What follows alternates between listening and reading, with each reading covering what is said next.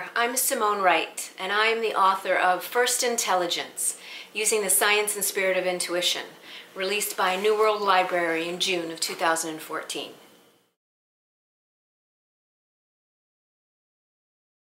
There are 4 levels of intuitive intelligence, and there is one that we are most commonly aware of, and that is gut instinct, and that is the first level of intuitive intelligence. That's the most basic, binary, and really well-known form of intuitive intelligence.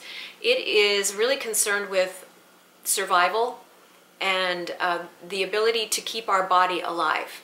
It's not a very sophisticated form of intuitive intelligence, but when we learn to listen to it, it will keep us safe in really dangerous ways, and it'll also encourage us to expand in ways that are, if there's an opportunity that is expansive for us, our gut instinct will also guide us in that way.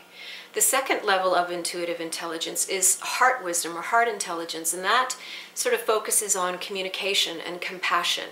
It allows us to communicate in ways that are beneficial in moment-to-moment interactions with nature, with other human beings, and even with ourselves. There's a wisdom inherent in the heart, and it is intuitive in nature. And when we learn how to communicate from that place in the heart, our intuition expands and grows, and we can solve problems that we could not normally solve if we were simply using our head.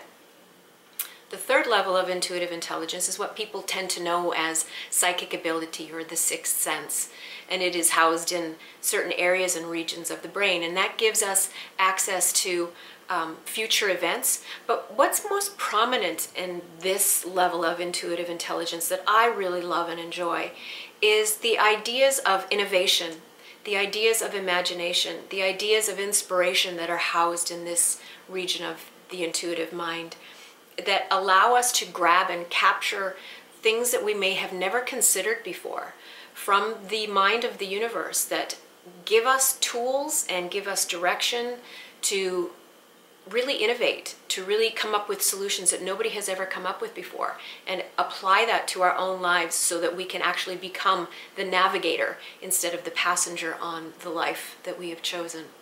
And the fourth level of intuitive intelligence is what I call universal wisdom.